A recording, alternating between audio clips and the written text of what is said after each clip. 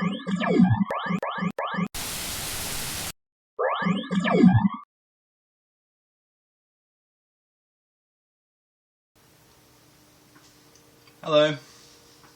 Hi.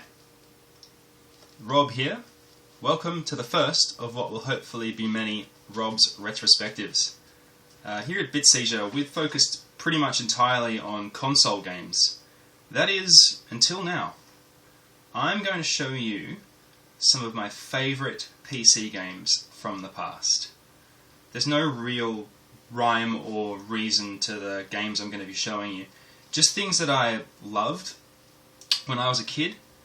Classic PC games. So basically, as long as it's old and it's on the PC, it fits the criteria. Now, today I'm going to show you one of my favourite games of all time. A game that I was absolutely obsessed with when I was a kid. It's a game called Moria. Now, because it's a rather old game, I have to use DOSBox to get it to work on my 64-bit PC. So, here's a tip for you kids. If you want to play Moria on a modern PC, you're going to have to use DOSBox, okay? So just keep that in mind. It can be a little bit tricky to set up, but I found it not too difficult. So anyway, let's jump in. I'll just get the game going. Here we go. Right, so here's the title screen.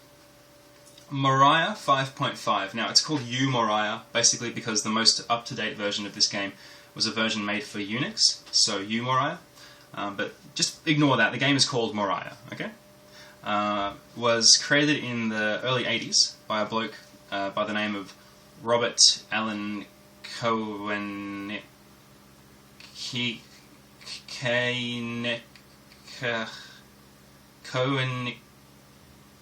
Robert K, let's call him. And Robert worked at the University of Oklahoma. And while he was there, he became obsessed with a game called Rogue. Now, he moved departments, I think, while he was working at the university, and the new area that he moved to had PCs that couldn't play Rogue, so he basically reinvented the wheel and made his own version of Rogue, which we now know as Moria. It's very similar to Rogue, but it has some new features and new elements compared to the original Rogue.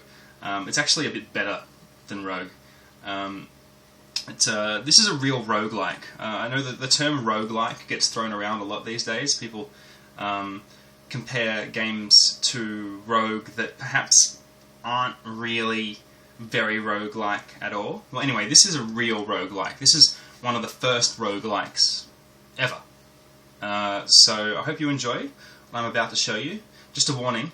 This game uses Dungeons & Dragons rules, so if you're not super familiar with Dungeons & Dragons, you might have trouble following what's going on. I'll do my best to explain to you, but I obviously can't explain the whole rules of Dungeons & Dragons, because that would just take forever and be really boring. So I'm just going to stop talking now and we'll get into the game. I'll just hit spacebar to continue. Okay, here we are. Right, so first step in playing Moria, just like Dungeons & Dragons, is to create a character. So let's get onto that now. The first thing you need to do when you're making your character in Moria is to pick your race. So you can see down the bottom of the screen there, you've got your typical fantasy races. You've got your humans, your half-elf, elf, halfling, or hobbit, I guess, if you really want to call them hobbits. You've got gnomes, dwarves, half-orcs, and half-trolls. So the choice is really up to you. Depends on the kind of character you want to play. Like elves make really good wizards, halflings and gnomes make really good rogues, half-orcs and half-trolls make really good fighters. Now I'm in the mood to play this game for a while, so I'm going to play as a fighter type class. So I'll pick half-orc as my race, and I'll be a male. Okay, right. This is the character screen. Now on the top right-hand corner of the screen, you can see there's 6 statistics. This is very important. These are the classic 6 statistics that you get from Dungeons & Dragons. So basically, you've got strength at the top, intelligence, wisdom, dexterity, constitution, and charisma. Now those numbers will all be between 3 and 18. Long story short, when you're creating your character in Dungeons and Dragons, you roll 3 6-sided dice to get these stats. So that's why the numbers will be between 3 and 18. It's just some mathematical sort of fact of life when you're rolling that many dice. 18 is the best, 3 is the worst. So the numbers that you get may or may not be desirable depending on the kind of class you want to play as. For example, if you want to be a wizard, you want high intelligence. If you want to be a priest, you want high wisdom. If you want to be a fighter, you want high strength. Dexterity is useful for thieves or rogues. I think they're called rogues in this game. Constitution, that's good for all classes. A high Constitution score gives you more hit points. So it's always good to get a high Constitution if you can. And Charisma is kind of like your, I guess, your ability to speak well and to convince people of your opinion. It's useful in this game in like when you're interacting with other sort of characters in the world. So those numbers are pretty good right now in the sort of most part in the sort of high teens. So I could accept this guy if I want, but if I don't like those numbers, I can just hit space and re-roll, and I can do that as many times as I like until I get numbers that I'm happy with. So like just for example, I'll hit space now, and you can see that's changed those numbers somewhat. I can do it a few more times. See? So yeah, I mean, you can sit here and hit space for a million years and wait till you get like a really, really overpowered character. But for the purposes of this video, I'll just do it a couple more times till I get something close to what I like. Alright, that's probably good enough. Okay, now down the bottom here, you've got your character background. I'm going to accept this bloke. So let's see, your father was an orc, but is unacknowledged. You are the adopted child of a yeoman. You are a credit to the family. You have hazel eyes, straight brown hair, and a fair complexion. Most of that information is kind of irrelevant, except for the part about your family. You see that number social class. The higher that number, and it's usually between 1 and, I think it's between 1 and 100, the higher that number, the more money you start with. So, and that number depends on your family. So, because I'm a child of a yeoman, my social class is 13, so fairly low down in the social structure. If I, kept re-rolling, I might end up with a character who is the child of like a knight or a duke or something like that, and then you get much higher social class and you start with more money. Alright, so I'll just hit escape to accept characteristics. There we go. And I can choose my class. Now this is one of the important parts. Half-orcs can only choose between 3 classes, warrior, priest or rogue. I'll be a warrior. You can see that because I chose warrior, it changed my statistics a little bit. It gave me more strength, it gave me less wisdom and intelligence, more dexterity and more constitution. So basically because I chose that class, I guess it sort of reflects the training that I've done as a warrior, and I'm stronger and faster as a result. Okay, I'll just type in my name and I don't know what I want to be. It doesn't really matter. I mean, if you want, you could write ass or poo or something. If you're minded to do so, I'll just call myself something.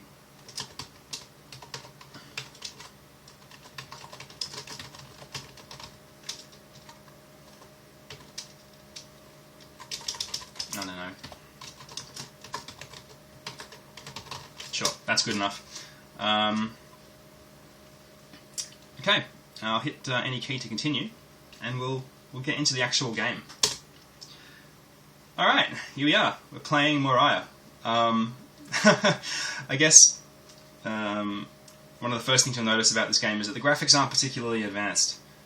What you're seeing here is the map screen on the right hand side, and on the left you've got like a summary of your character's statistics. You have to use your imagination when you're playing Moria, so bear with me and I'll explain what you can see here.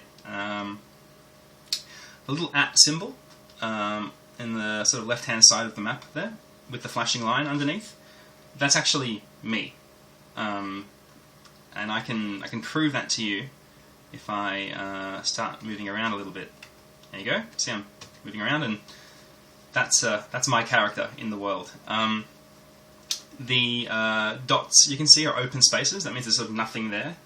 The squares, the large sort of coloured squares, are shops, basically, because this is the town level. We're in some sort of village here, and beneath this village is the mines of Moria, and that greater than symbol in the top right hand corner, that's the staircase down into the mines of Moria.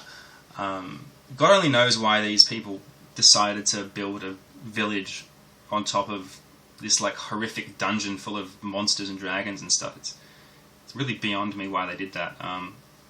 Only thing I can think of is, other than just pure stupidity, that perhaps they're taking advantage of people like myself who venture into the mines. So these are sort of opportunistic shopkeepers. This is probably drawing a bit of a long bow, but I like to think that this village sort of set up here basically to rip people like me off before we go into the mines and get ourselves killed.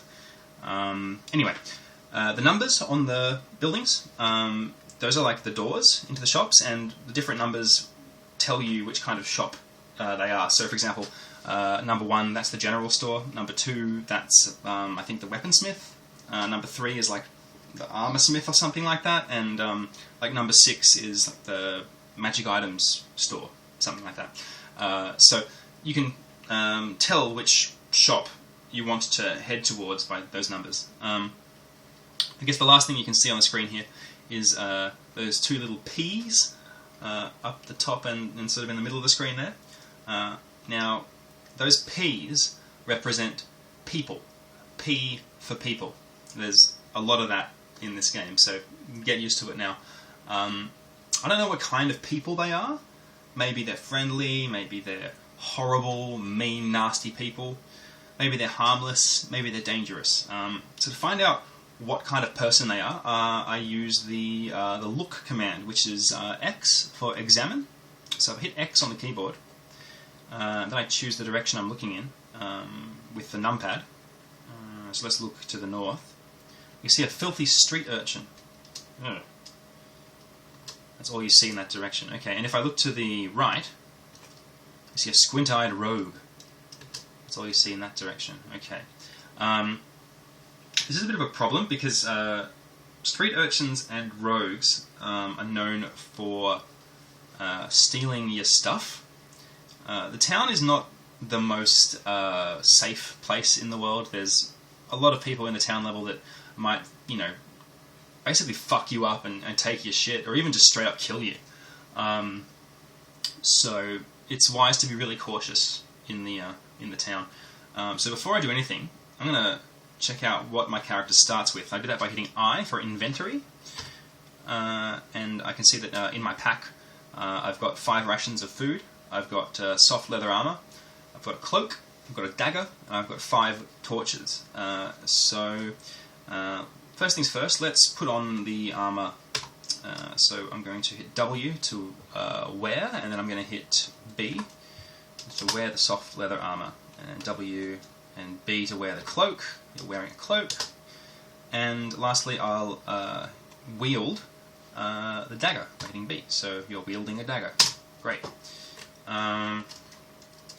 Okay, let's try and make our way to the general store. So we need a few supplies before we venture into the dungeon. Great. See, the street urchin's spotted me and he's moving towards me. And street urchins, they beg from you, and they also pickpocket from you. So I'm gonna kill this guy if I can. I guess my character doesn't, have any kind of altruism towards beggars and street urchins and stuff. I'm just gonna hit this motherfucker with my dagger. So to attack, I basically use the arrow keys on the numpad and move in the direction of the enemy once I'm adjacent to them. So I'll just hit left and hit the filthy street urchin. You have slain the filthy street urchin. Fuck you! Trying to steal my money, you piece of shit. Alright, oh, there's another P over here. Let's check out what it is. Hit X, look across there. See a pitiful looking beggar. Okay, they're pretty harmless, so I don't have to worry about the beggar too much. Alright, so I've just ducked into the weaponsmith here to see what's available. I could get a spear, I guess. That might be a good purchase. This stuff's pretty expensive, you notice, and I've only got 103 gold because I'm the son of a peasant, so or a yeoman or whatever. So I can't really afford a lot. I might just try and buy maybe what do we got? Like a small sword or a spear or something like that. I could probably afford a spear. So yeah, I think should I try buying a spear? I'll try buying a spear. Okay. Now, if you want to hit, if you want to purchase something, you hit P for purchase. Right, makes sense. Now, Ithil Muck the Beastly, the half-troll weaponsmith, is asking me which item I'm interested in, and I'm interested in the spear, which is G. Okay. Now, this is where it gets a bit fun. He's asking 92 gold for this spear. That's most of my money. And I don't really want to pay 92 gold, so I'm going to haggle with him. I'm going to offer him something pretty low. Let's lowball him with like 20 gold. Let's see what happens, hey? As scrap, this would bring 20. Try 79 in gold. Okay, so you can see his price is lowered. Only a fool pays full price in Moria. You always got to haggle. Let's see how low I can get him down. Let's offer him 30. 30 is far too little. How about 70? Okay, so 40. I paid more than 40 for it myself. Try 64. I don't think he did pay more than 40 for it himself, so let's say 45. Paid more than 45 for it myself. Try 60. So 50. May the Balrog find you tasty. 57 gold pieces. 54. 54 is far too little. How about 55? Alright, I'll accept 55. Sigh, I'll take it. So great, now I've got a spear. So I'll hit W, and bring up the list of items in my backpack, and I'll wield the spear. Great. Now if I want, I can sell this guy my dagger, so why not? I'll hit S to sell. B. He's offering me only 1 gold, which is a pretty crap offer, so I'll offer him, let's say, 20. Better be kidding. Alright, how about 10? 4. Let's offer him 8. 7. Pay no more than 5. Okay. Alright. Yeah, so you see how I said final offer there? If I insisted on a higher price at that point, he would probably kick me out of the store and lock the door so I couldn't come back in. Kind of sucks, so you want to avoid pissing off the shopkeepers too much. Okay, so I've bought my spear, so now let's make our way... That's just a dagger, that's right. To the general store, which is just over here. Whoa, who's this? Mangy looking leper. I think they're pretty harmless too. Lepers and beggars, I don't think they can steal money from you, they just sort of beg from you and annoy you. Alright, so I'm in the general store now, which is run by Erica the Honest, a human. So here I can buy food, I can buy light sources like torches and lanterns, and I can buy things like just equipment for being in the mines, like a pick. So I start the game with 5 rations of food and 5 torches. And you do actually have to eat food in this game. If you run out of food, you die, which kind of sucks. So I'll buy some rations of food from this guy. Let's offer him I don't know, 1 gold. You gotta be kidding! I paid more than 1 for it myself. Try 4. Alright, so that's 2. I'll take no less than 3 gold pieces. Okay, let's accept his offer of 3. So now we're buying rations of food at the discount price of 3 gold. You can see it has the word fixed there. That means that I don't have to keep haggling. I can just keep buying it at that price moving forward. So I'll just buy a few more rations of food. And I might as well buy a couple of extra torches from this guy as well. So he wants 3 gold for the torch. Let's offer him 1. 1 is far too little. How about 2? Alright, we'll accept 2. Robbed again. The responses in this game are pretty funny, I think. So I've got 9 torches now and a bunch of food. I'm going to try and make my way to the shop down here without hopefully getting into too much trouble. Great, now we're in the armory. Run by Morglin the Grumpy. Okay, I'll just have a sip of my coffee, sorry.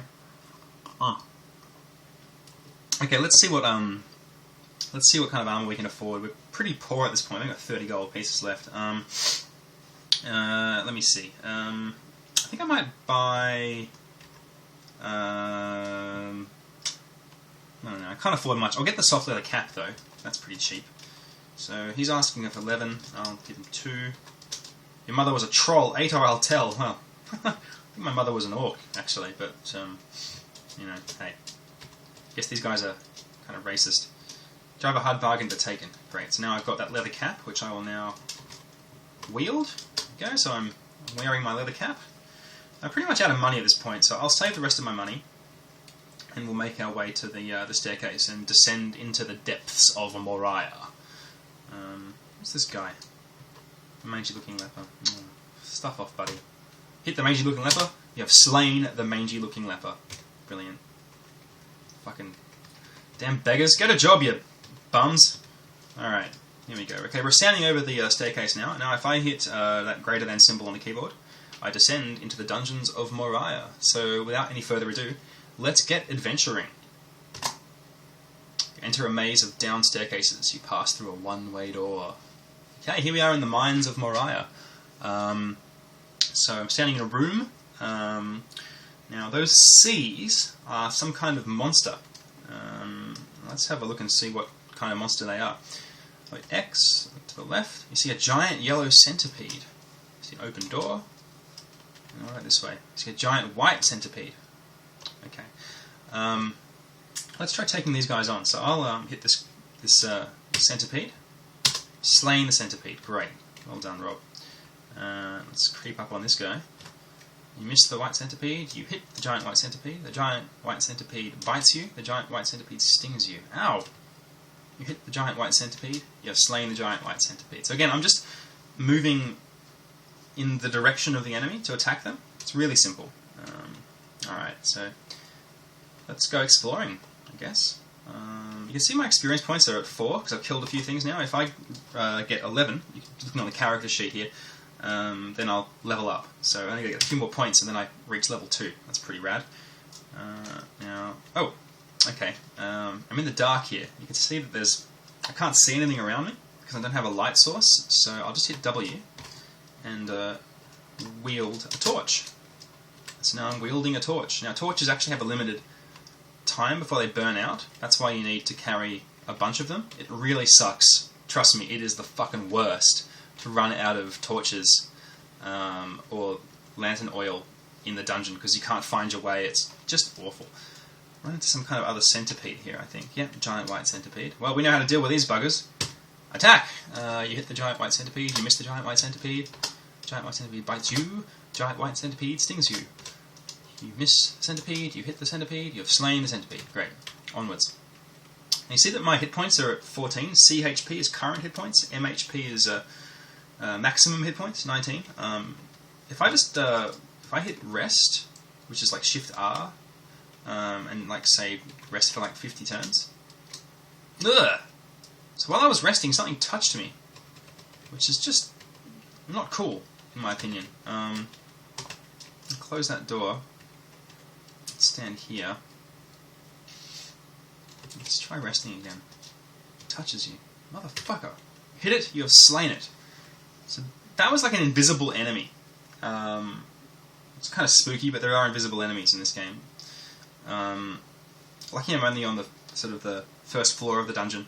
As you go deeper, like you'll come across invisible enemies that are really tough. But I don't know what that was, but it was pretty easy to kill, so no worries from me. So let's get back to resting. So if I rest for 50 turns, great. You can see my hit points have gone back up. Yeah. Pro tip: if your hit points are low, find somewhere relatively safe, where invisible things won't touch your butt, and rest, and you get your hit points back. So let's keep going back the way we came. All right, just exploring, and as you explore, it fills out this map. But you can only see like either to the left or right of you. Ooh, that's some money. Let's have a look. See some copper. Found 29 gold pieces of copper. Fantastic. Right, well that was a bit of a dead end, so let's go exploring. Oh, hello. Another fucking centipede. This place is full of centipedes. You hit the giant yellow centipede, you hit the giant yellow centipede, you have slain the giant yellow centipede. That is a real mouthful. Giant yellow centipede. God. Let's make making my mouth tired just speaking about it. Whoa! You hit the mushroom patch. You have slain the mushroom patch. The deadly mushroom enemy. I'm so terrified of mushroom patch. I think they can release spores or something and get you that way. You know, while I'm on the subject, this game doesn't have any music, which is a bit of a problem for people watching. So why don't I just see if I can put on some music to suit the mood.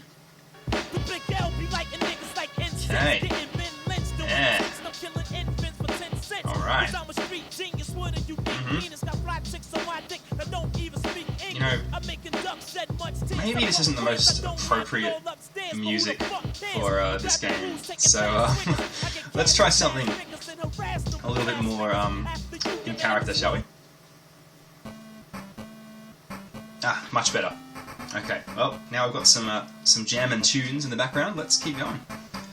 Explore down this corridor here. Let's see what we come across. Oh, a down staircase. Pretty sure. Yeah, down staircase. Great. I'll come back to that in a minute. I'm not super keen to go to the next level of the dungeon yet, seeing as I'm still only level 1.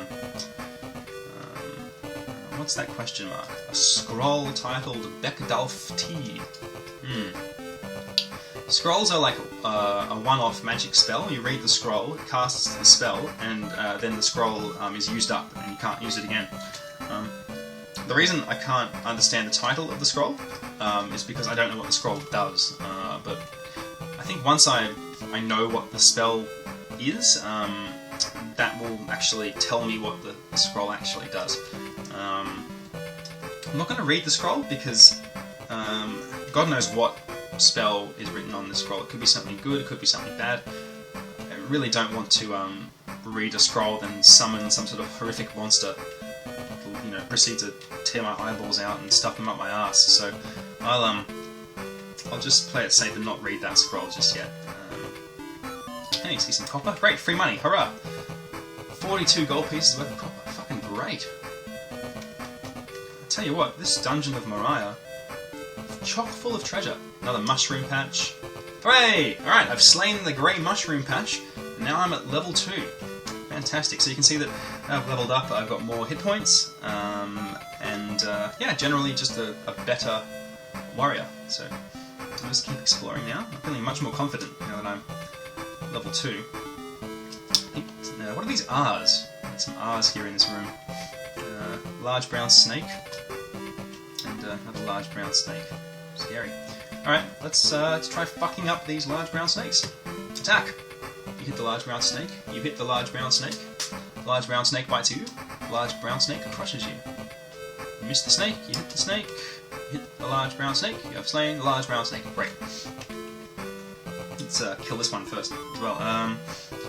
Hit the large brown snake, hit the large brown snake, you have slain the large brown snake. Brilliant. See, because I'm attacking twice, I think that's because my dexterity is so high. I've got 18 dexterity, so I'm very speedy, and I'm using a weapon that's pretty slow, like a dagger. So I'm stabbing the fuck out of these snakes and getting lots of hits in on them. They really don't stand much of a chance. Okay, let's open this door. There's plus symbols of doors, by the way, in case I didn't mention that earlier.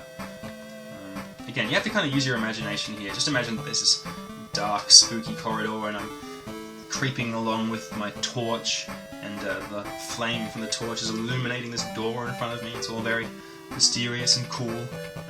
Maybe I have a better imagination than you guys at home, but yeah, you have to use your imagination for this game. Alright, now, I'm trying to open this door, but it seems that it's locked, and I'm not... Ah, there we go, great, I managed to pick the lock. Fantastic. I guess because my dexterity is quite high, I'm not too bad at picking locks. Let's keep exploring down here. Oh, back where we started. Yeah, you see how there's that sort of there's a wall in between this corridor and that room?